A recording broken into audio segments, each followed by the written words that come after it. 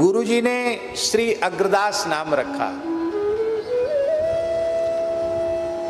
और ये अग्रदास नाम क्यों रखा? क्योंकि जानकी जी की जो 8 सखियां हैं उनमें जो आचार्या हैं वो श्री चंद्रकला जी।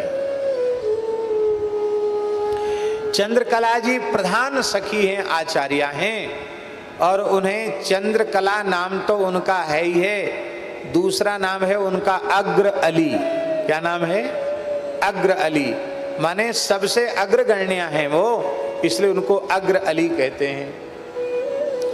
और इस भाव को गोस्वामी तुलसीदास जी ने रामचरितमानस में भी आदर दिया है। चली अग्र करे प्रिय सखी सोई, चली अग्र करी प्रिय सखी सोई, प्रीति पुरातन लखे न कोई, प्रीति पुरातन लखे न कोई।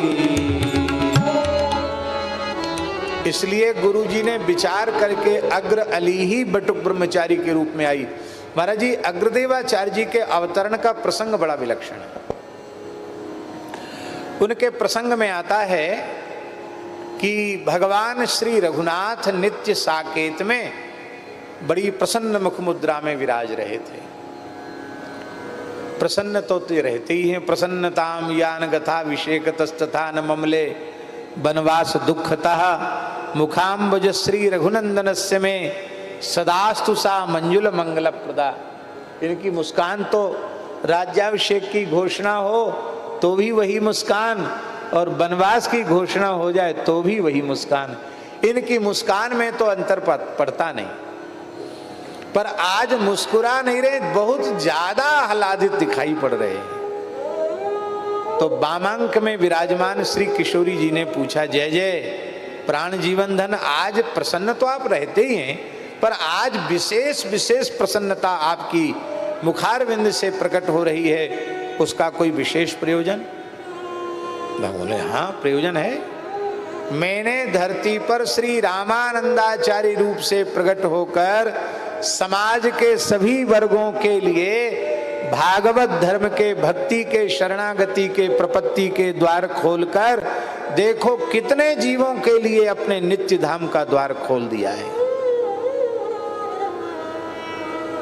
बहुत बड़ा भक्ति का प्रचार प्रसार श्री रामानंदाचार्य जी के द्वारा किया गया, संपन्न हुआ। रामानंद स्वयं रामा प्रादुर्भूतो महीतले।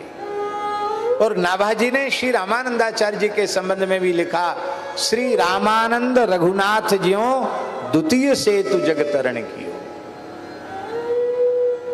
बहुत काल बपुधारी के प्रणत जनन को पार दियो, श्री रामानंद रघुनाथ ज्यों द्वितीय सेतु जगतरण कियो। आचार्यों में सबसे अधिक समय तक श्री रामानंदाचार्य जी विराजे।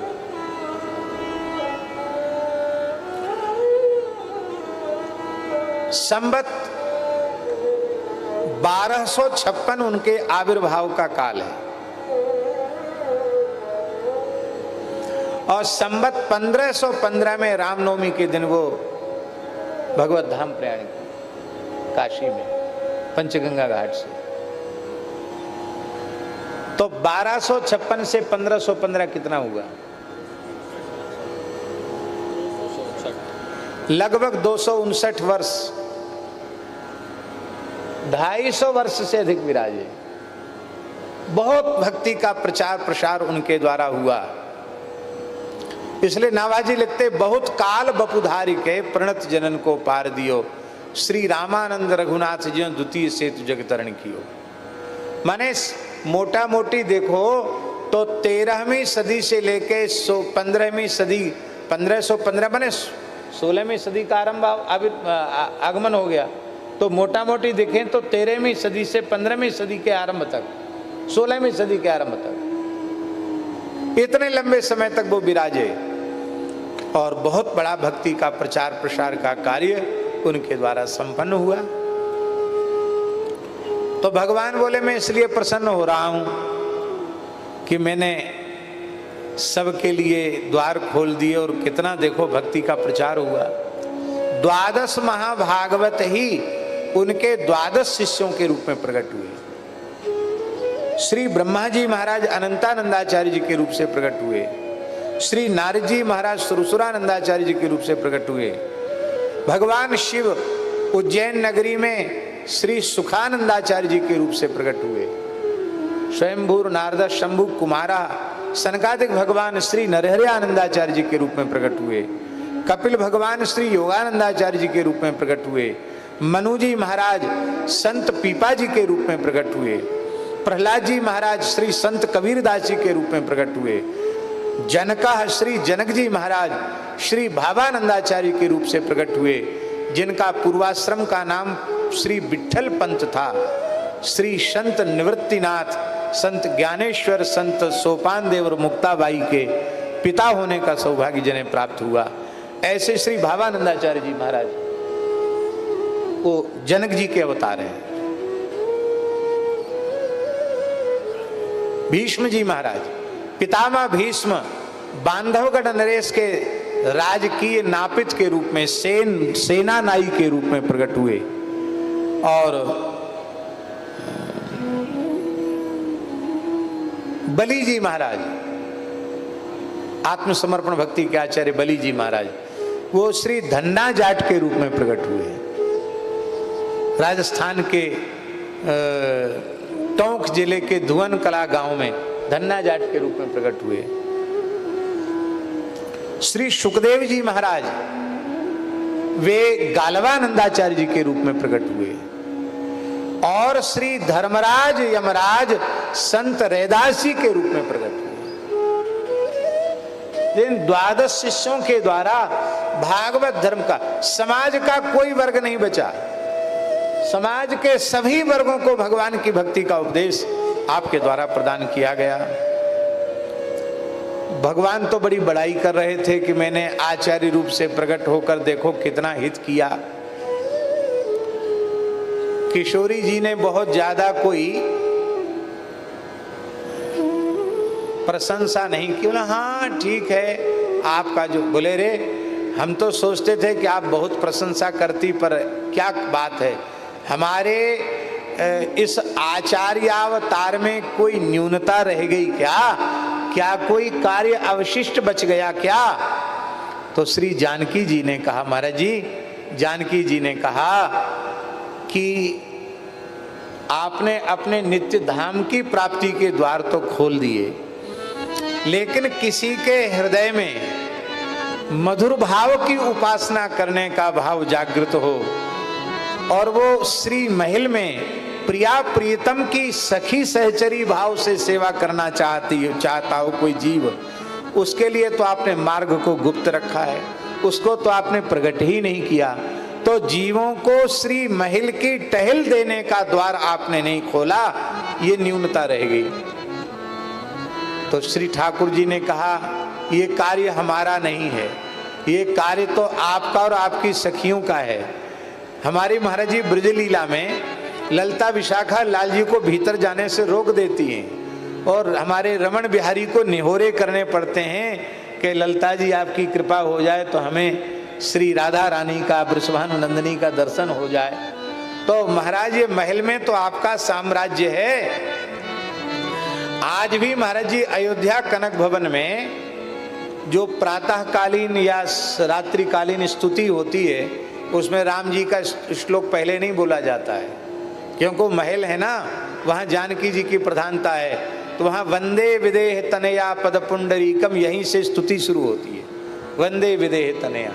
और सवेरे भी भई प्रगट कुमारी भूमि बिदारी, यहाँ से जानकी जी के प्राकट से स्तुति शुरू होती है। हमने वहाँ पूछा कि सब जगह अलग पद्धति, यहाँ क्यों?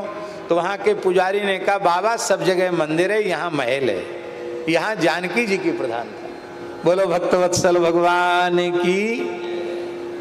तो ये तो आप कर सको, आपकी सखी कर सकें।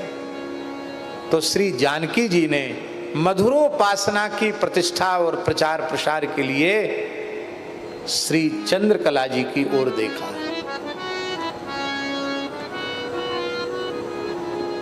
चंद्रकला जी की ओर देखा कृपा कटाक्ष पूर्वक और कहा कि तुम जाओ और अब मधुर रस की उपासना की, मधुर रसोपासना की का प्रचार प्रसार करो। तो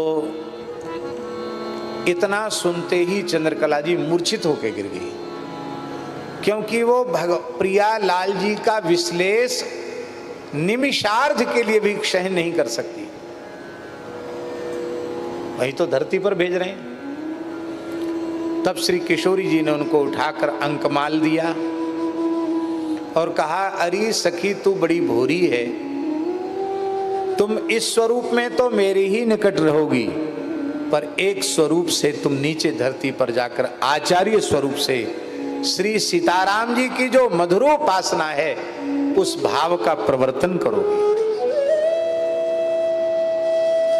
तब आपको समाधान हुआ, अब जाने के लिए तैयार। हाँ, इसमें कोई आश्चर्य नहीं मानना, क्योंकि मुक्तात्माओं के संबंध में ऐसा लिखा है कि स एकधा द्विधा त्रिधा भवति, वो अनेक रूप होकर के भी कार्य कर सकते हैं मुक्तात्मा।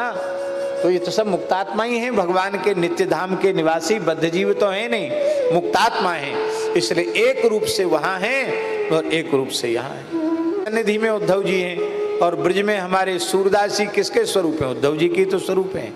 उद्धव जी ही सूरदास जी के रूप में आए। तो भक्त एक रूप से भगवान के निकट रहते हैं और एक रूप से वो धरती पर प्रकट होकर भक्ति का प्रचार भी करते हैं। इसमें मन में संदेह भी नहीं करना चाहिए और आश्चर्य भी नहीं करना चाहिए। लेकिन महाराज जी एक समस्या थी, चंद्रकला जी एक अंश से एक स्वरूप से धरती पर जाने के लिए तो तैयार हो गई,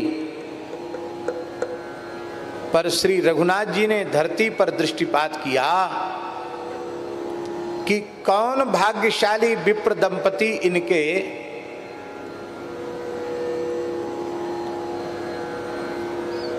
माता पिता बन सकते हैं। तो भगवान ने कहा, इस समय धरती पर कोई ऐसे दिव्य दंपति नहीं है जो चंद्रकाली जी को गर्भ में धारण कर सकें, और अवतार अभी लेना है। तब कार्य क्या किया जाए? तब किशोरी जी ने आज्ञा दी, इसी स्वरूप से जाओ। और गलता के आकाश में पहुंचते ही 12 वर्ष के बटुक ब्रह्मचारी के रूप से प्रकट होकर के श्री पयहारी जी के चरणों में अपना समर्पण कर दो। तो सखी स्वरूप से तो नित्य साकेत से आए हैं, और जैसे ही गलता के आकाश में जैसे ही आए, वटुक ब्रह्मचारी का रूप धारण कर लिया, पयहारी जी को प्रणाम किया। तो उन्होंने देखते ही कहा कि हम तो तुम्हारी प्रतीक्षा ही कर रहे थे। वाह, बहुत अच्छा हुआ। और तत्काल उनको उन्होंने वेश दे दिया और उनको दीक्षा दे करके नाम श्री अग्रदास यह नाम रखा। उसी समय आमेर नरेश महाराजा पृथ्वीराज आ गए। उन्होंने कहा, महाराज आज बड़ा आनंद में आप हैं, बहुत प्रसन्न हैं, क्या कारण है?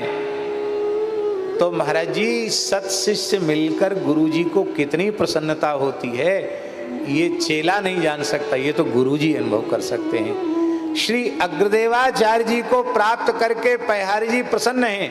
उन्होंने कहा, आज एक अत्यंत उत्कृष्टतम श्रेष्ठतम आध्यात्मिक उत्तराधिकारी शिष्य मुझे प्राप्त हो गया।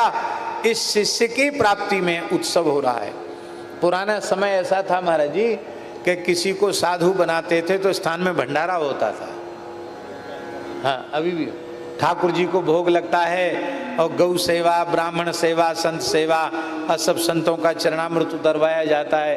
और कहते भैया हाँ ये नया चेला आया है, ये नया सेवक आया, बोलो भक्तवत्सल भगवान की जय। और तुरंत तो दीक्षा देते ही नहीं, 2 वर्ष 4 वर्ष 6 वर्ष पहले सेवा करवा करके फिर देखते कि हाँ ये अब साधुओं में रह सकता है, अब ये लौट के घर नहीं जाएगा, ऐसा कोई काम नहीं करेगा जिससे भगवान का भेष लज्जित हो। तो फिर कहते हैं हाँ भैया अब ठीक है, अब तुमको वेश दे देते हैं। तो पयहारी जी महाराज से कहा महाराज उत्सव छोटा क्यों, बड़ा उत्सव मनाइए। कितना बड़ा उत्सव? तो श्री पृथ्वीराज जी ने कहा कि 1 वर्ष का उत्सव तो मनाया जाना चाहिए। कितने वर्ष का महाराज जी? 1 वर्ष का। अग्रदेवाचार्य जी के ये फाल्गुन शुक्ला द्वितीया थी जिस दिन उनका प्राकट्य हुआ, उसी को अग्रदेवाचार्य जयंती कहते हैं। कहते हैं कि फिर 1 वर्ष का उत्सव मनाया गया। पुनः जब अग्र जयंती आई तब उसका उत्सव पूर्ण हुआ और संपूर्ण भूमंडल के सिद्धों को संकल्प करके श्री पयहारी जी महाराज ने बुलाया और 1 वर्ष तक गलता में उत्सव होता रहा।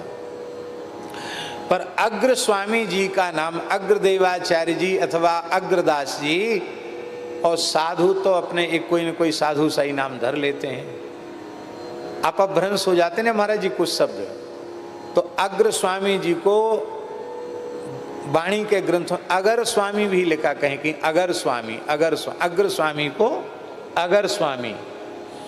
इसी बात को प्रियादासी लिख रहे हैं, सुने हे अगर। नाम तो वैसे इनका श्री अग्रदासी है, अग्र अली होने के कारण, लेकिन हमने सुना है साधुओं के मुख से अगर स्वामी जी, अगर स्वामी जी। तो अगर तो एक सुगंधित वृक्ष होता है और उस अगर से चोवा बनाया जाता है। सुगंधित चोवा महाराज इतर के जैसा ही तो होता ना चोवा जी जी। सुगंधित द्रव होता है उसको चोवा कहते हैं, चोवा चंदन में विच चोवा। तो कहते हैं हमने तो सुना कि इनके गुरुजी का नाम अगर स्वामी। तो अगर माने सुगंधित पौधा, अगर का अगर तगर।